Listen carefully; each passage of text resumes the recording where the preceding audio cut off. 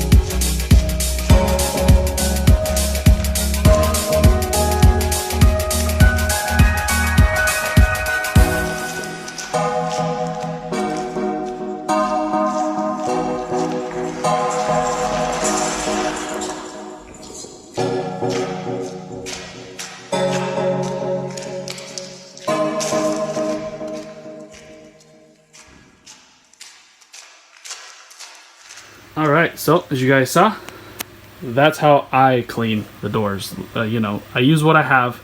I'm not a professional detailer. I don't have expensive brushes and tools, and I use the paintbrush because that's literally what I had right now, and it's a soft bristle brush, so it's not gonna hurt anything. But anyways, it has a nice, you know, natural feel.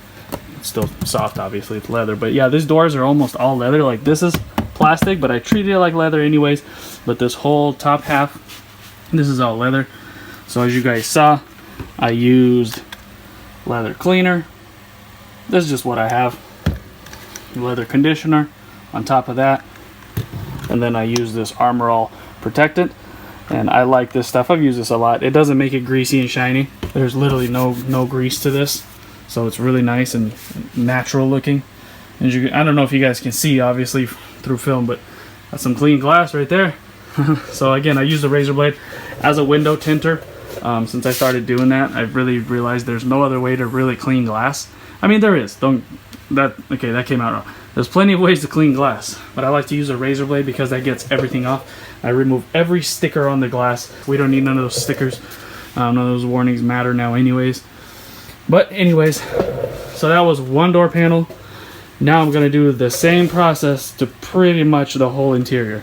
So it's going to take a while. Sit back, enjoy.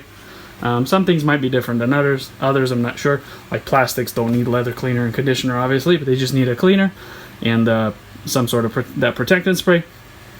The dash is going to get cleaned and protected and conditioned and all that. So yeah, sit back, enjoy. It's going to take a while. I'll try to put some good music in here, and at the end, yeah, we'll still got to do the seats. Those are out of the car, so we'll do those. Also clean them and condition them and put them in the car. And then we'll do some final nice panoramic shots. Hope you guys enjoy.